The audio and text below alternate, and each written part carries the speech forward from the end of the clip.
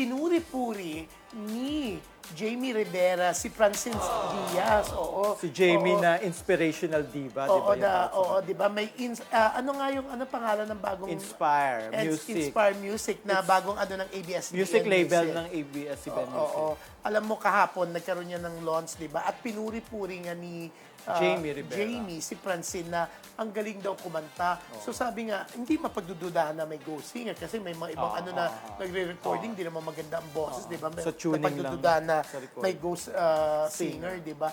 So sa pagpuri ni Jamie kay Francine, talagang hindi pwedeng pagdudahan, di ba? At saka ang galing daw. Ako, na-excite ako. Alaga ni John Ling, yung kaibigan ko. Inamin ni Jamie na gandang-ganda siya. Una daw muna yung face. Parang apaka-sweet, parang anghel yung mukha ni Belle. Tapos ang galing para umarte, pinanonood niya yung Dirty Linen.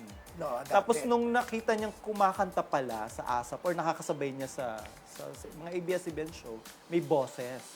Kaya nung sinabihan siya mag-ilo-launch yung Inspire Music label, top of mind niya si Belle. Social, ang bongga. Na hindi naman tumanggi si Belle. Ay, si Francine, sorry. Si Belle ang Francine. sinabi mo kanina. Si Francine po. So, sino ang top of mind Ni Jamie, si Francine Diaz. Ayan. Kaya siya yung parang Sure nangungunang... ka, Francine Diaz, hindi Francine Medina, ha? Nag-i-edit ako kanina, sinulat niya. Lalabas po bukas sa Abante, pero nasa online na po.